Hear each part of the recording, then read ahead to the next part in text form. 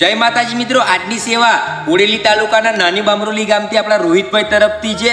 તો રોહિતભાઈ થોડા દૂર નોકરી કરે છે એટલા માટે એ નથી આવી શક્યા, તો એમના મિત્રો લઈને આવ્યા છે.